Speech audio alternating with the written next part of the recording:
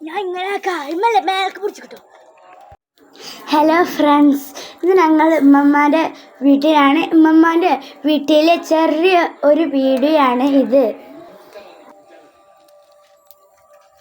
Hello guys, നിങ്ങളുടെ വീട്ടിലൊക്കെ കൊതുകുകളൊക്കെ പോകാൻ ഇങ്ങനെ പുകക്കുന്നുണ്ടോ?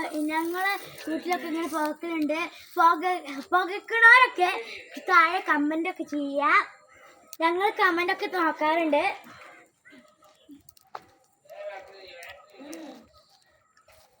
ഇതിപ്പോൾ തീ കത്തിച്ചിക്കാണ് പുകക്കാൻ. ആദ്യം ചപ്പ് കൂട്ടിയിടും.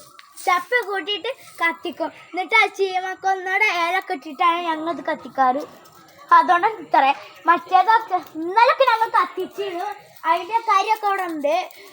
പക്ഷെ ഇന്നലെ ഈ ചീമക്കൊന്ന ഇടാത്തതുകൊണ്ട് അത്ര പുകച്ചില്ലാന്നു. വേഗം തന്നെ പുകച്ചിൽ കഴിഞ്ഞു. ഞാൻ ഇന്നലെ ഒരു അൽഫാം ഉണ്ടാക്കിയിരുന്നു.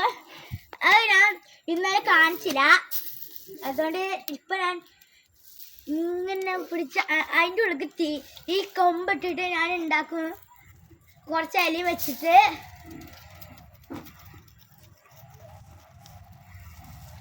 ഞാൻ വേണമെങ്കിൽ ഉണ്ടാക്കി തരാം.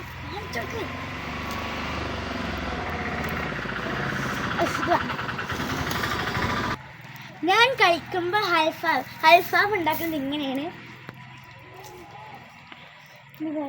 ഇടുക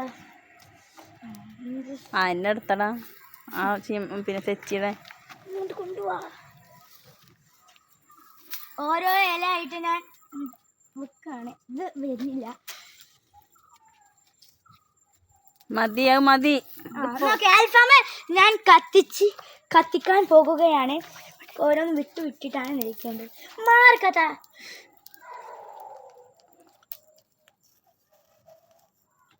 ഇങ്ങനെ അൽഫാം ഉണ്ടാക്കുക. കനല് വെച്ചിട്ടാണ് അൽഫാം ഉണ്ടാക്കുക. പക്ഷെ ഇവിടെ കനലൊന്നും ഇല്ലാത്തതുകൊണ്ട് ഇതെന്ത് അൽഫാമാണ്? ഇല അൽഫാമോ? അല്ല, പെരി അൽഫാമോ?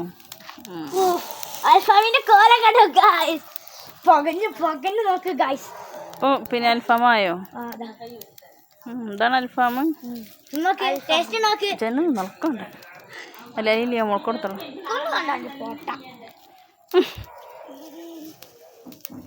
മതി പോ. അൽഫാം റെഡി ആയിട്ടുണ്ട് ഗായ്സ്. ഞാൻ തിന്നു നല്ല ടേസ്റ്റാണ്.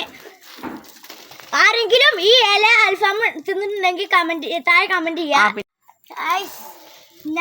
ഇനി അടുത്ത വീഡിയോയുമായി നാളെ കാണാം. ടാറ്റാ. സബ്സ്ക്രൈബും ലൈക്കും ഷെയറും ഒക്കെ ചെയ്യണേ. ഇനിയും പുതിയ വീഡിയോയായി നാളെയും മറ്റേതും ഒക്കെ ഞാനിടും. നിങ്ങൾ